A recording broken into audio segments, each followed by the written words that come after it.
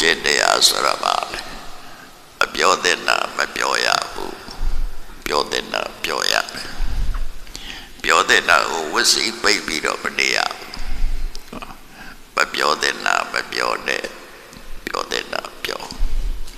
မလုပ်တဲ့နာမလုပ်နဲ့လုပ်တဲ့နာလုပ်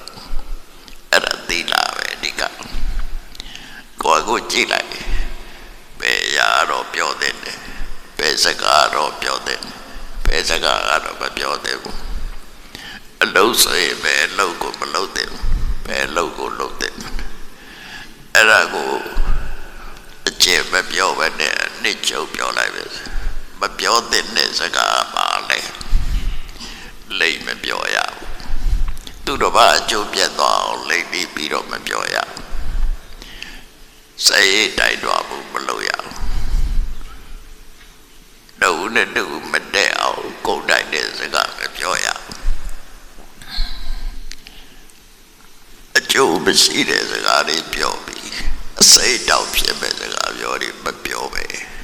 မပြောရဘူးအဲ့ဒါမပြောရမယ့်စကား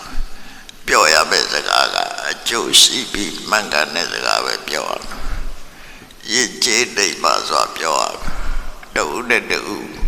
ညညော့အောင်ပဲပြောရမယ်ကိုပြောတဲ့စကားသည်မလောက်သားလောက်အနှစ်သာရရှိတဲ့စကားမျိုးပဲပြောရမယ်ဒါတမ္ပတဝိဒါပဲနော်ရသော်ဗျာဟောတဲ့စကားလုံးနဲ့ပြောမယ်ဆိုရင်မူတဝါဒမပြောရဘူးပရုသဝါစာမပြောရဘူးပိတုနာဝါစာမပြောရဘူးတမ္ပပလဘမပြောရဘူးအဲ့ဒါဆိုလို့မလုပ်ရမယ့်အလုပ်ကသူများကိုထိခိုက်နေတာသွားမယ်လို့မလုပ်ရဘူးထိခိုက်သွားတယ်ဆိုတာနံပါတ်1ကအသက်ဆုံးရှုံးသွားမယ်ကိုကြောင့်တတော်တို့အသက်ဆုံးရှုံးသွားတယ်ဒါထိခိုက်တာပဲလေကိုကြောင့်သူပိုင်ဆိုင်တဲ့ပစ္စည်းတွေဆုံးရှုံးသွားတယ်ဒါလည်းထိခိုက်တာကိုကြောင့်ဂုဏ်သိက္ခာဆုံးရှုံးသွားတယ်ပါဒနိဗ္ဗာန်ဆိုတာအသက်ဆုံးရှုံးတာအဋ္ဌိနာနာဆိုတာပစ္စည်းဆုံးရှုံးတာကာမေတုပိစ္ဆာဆိုတာဂုဏ်သိက္ခာဆုံးရှုံးတာဟုတ်တယ်မလားနော်ပါဒနိဗ္ဗာန်ကအသက်ဆုံးရှုံးတာအဋ္ဌိနာကပစ္စည်းဆုံးရှုံးတာကာမေတုပိစ္ဆာဆိုတာဂုဏ်သိက္ခာဆုံးရှုံးတာအဲ့ဒါမျိုးမလုံးတဲ့နာလို့ခေါ်တယ်လုံးတဲ့နာပါတော့သူများအသက်ရှိအောင်ကျမ်းသာအောင်လုပ်ပေးတဲ့သူတို့ဘာပစ္စည်းဥစ္စာကိုယ်နဲ့ပစ္စည်းအောင်မလုပ်ရဘူးကိုယ်ကြောင့်ဘယ်သူမှပစ္စည်းဆုံးရှုံးတာမရှိစေအောင်ကိုယ်ကြောင့်ဘယ်သူမှကိုယ်သိက္ခာပြပြတာမရှိစေအောင်ကိုယ်သိက္ခာရှိနေရမယ်အဲ့ဒါကိုသီလလို့ပြောတာအဲ့လိုနေနိုင်လူလောကမှာဘလောက်ကောင်းလဲနော်လူလောကမှာပြည့်စုံသွားတယ်ဘယ်သူကိုမှမထိခိုက်ဘူးကိုယ်လည်းမထိခိုက်ဘူးသူများလည်းမထိခိုက်ဘူးအဲ့ဒီလိုမျိုးလောရမယ်လို့ပြောတယ်စိတ်နဲ့ပတ်သက်လာလို့ရှိရင်သူများပစ္စည်းကိုစိတ်နဲ့မပြစ်ပါရအောင်သူတို့ဘာကိုလောကကြီးမှာပျောက်ကွယ်သွားစေရှင်သန်မှုကိုမဖြစ်စေရင်လေဒေါသအမုန်းစိတ်မထားရအောင်နောက်ဆုံးမှာအရေးကြီးဆုံးကပါတော့တပလောလောကဆိုတာရှိတယ်ကိုယ်တို့တဲ့ကုသကအကုသကရဲ့အကျိုးဆိုတာရှိတယ်ကောင်းတာလို့ရင်ကောင်းကျိုးဆိုတာရှိတယ်မကောင်းတာလို့ရင်မကောင်းကျိုးဆိုတာရှိတယ်အမေဖေပေါ်မှာပြည့်စုံဆောင်ရှောက်တာအကျိုးရှိတယ်အမေဖေကိုစောကားရဲ့ပြည့်ရှိတယ်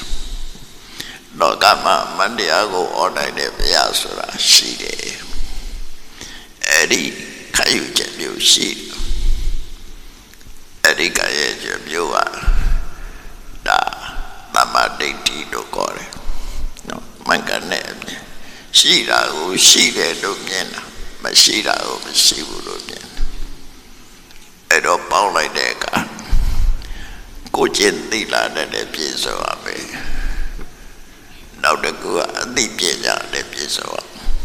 အသိပညာဆိုတာဘာကိုပြောတာလဲအရေးကြီးဆုံးက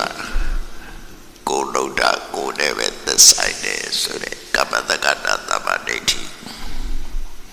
အဲ့ဒါလည်းအသိပညာတစ်ခုပဲဒီတဲ့မြင်လာတဲ့အသိပညာကြတော့ဝိပဿနာသမ္မာဒိဋ္ဌိလို့ခေါ်တယ်အရာကတရားပဲအမှမမြဲဘူးလောကမှာရှိနေတဲ့သတ္တဝါတွေအလုံးဟာကတ္တကနာပဲရှိကြတယ်ပြီးရင်အချိန်တိုင်းပြောင်းကွယ်သွားလိမ့်မယ်သဗ္ဗေသင်္ခါရအနိစ္စပြုပြင်တာတဲ့အရာတွေမှတည်းလောကကြီးမှာတာဝရမဟုတ်ဘူးတက္ကနာဆိုတာခံယူသိပြတဲ့အသိဉာဏ်ရှိဖို့လို့အဲ့ဒီအသိဉာဏ်ရှိဘလောက်ခရီးရောက်တယ်လဲဆိုရင်သဗ္ဗေသင်္ခါရအနိစ္စလို့တွေးလိုက်တာနဲ့မဟုတ်တာမလုပ်ဖြစ်တော့ကောင်းတာတွေပဲလုပ်ဖြစ်လာနော်ဘာဖြစ်လို့လဲသူနဲ့ကဏသာနဲ့ကဏလောကကြီးမှာကဏကဏဆုံးကြတာအမုန်းစိတ်တွေကိုလည်းဖယ်ရှားနိုင်တယ်။တန်ရောစိတ်တွေကိုလည်းဖယ်ရှားနိုင်တယ်။ဒီအမြင်ကအမှန်တန်ကောင်းတဲ့အမြင်ဖြစ်တယ်။အဲ့ဒါကိုပညာလို့ခေါ်တာ။ပညာထဲမှာအစင်းမြင့်ဆုံးပညာဝိပဿနာပညာကိုပစ္စည်းကိုတာဝရကြီးထင်ပြီးတော့ဖက်တွယ်နေမဲ့ဆိုရင်ဒီပစ္စည်းတွေ့တာပြီးဆိုရင်ကြောက်ကြမှုတွေနဲ့နေရမယ်သိလို့ရှိရင်လည်းပစ္စည်းဆွဲသိလို့ရှိရင်မွေဖြစ်တယ်ကြွယ်ဖြစ်တယ်ပြိတ္တာဖြစ်တယ်ဥဒ္ဒဆောင်ဖြစ်တယ်မကြုံလို့တဲ့ပုဂ္ဂိုလ်တွေဖြစ်ကုန်လောဘဒေါသနဲ့သိရင်ငရဲကြတယ်လောဘနဲ့သိရင်ပြိတ္တာဖြစ်တယ်ဒေါသနဲ့သိလို့ရှိရင်ငရဲကြတယ်မောဟနဲ့သိရင်တရိစ္ဆာန်ဖြစ်တယ်ကောင်းကျိုးပေးတာတခုမှမရှိဘူးနော်အဲ့ဒါကြောင့်ဘုလို့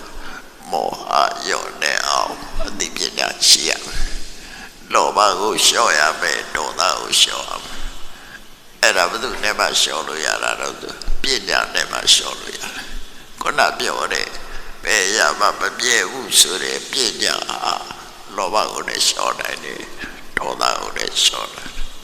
မောဟကိုလည်းလျှော့နိုင်နော်အဲ့ဒါကြောင့်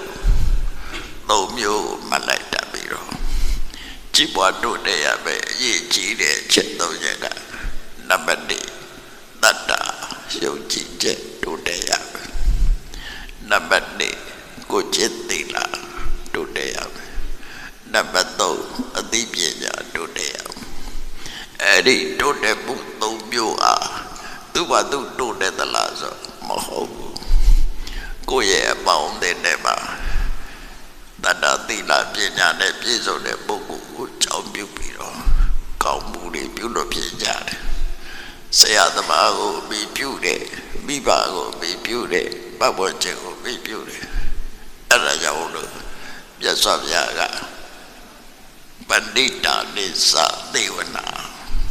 ဆိုတာဟောတာအသိပညာရှိတဲ့ပုဂ္ဂိုလ်နဲ့ပေါရမယ်လို့ပြောတာအဲ့ဒါကိုပြောတာနော်အဲ့ဒါကြောင့်ဘုတို့တွေလူ့ဘဝရောက်လာရင်မိဘကောင်းဆရာသမားကောင်းမိတ်ဆွေကောင်းတွေကိုမိပြုပြီးတော့တတ္တအပြင်တိုးတက်ရမယ်သီလအပြင်တိုးတက်ရမယ်ပညာအပြင်တိုးတက်ရမယ်လို့ဒါကိုအထူးအာရုံစိုက်ပြီးငွေကြေးတနာရှာကြအောင်လေဒီကုသိုလ်တွေအတွက်ပဲလို့နှလုံးသွင်းနိုင်လို့ရှိရင်ကိုဘဝသိပြီးတော့အတိပ္ပယ်ရှိပြီးကိုအကောင်းဆုံးလုပ်နိုင်တဲ့အနေအထားမျိုးရသွားနိုင်ပါတယ်နော်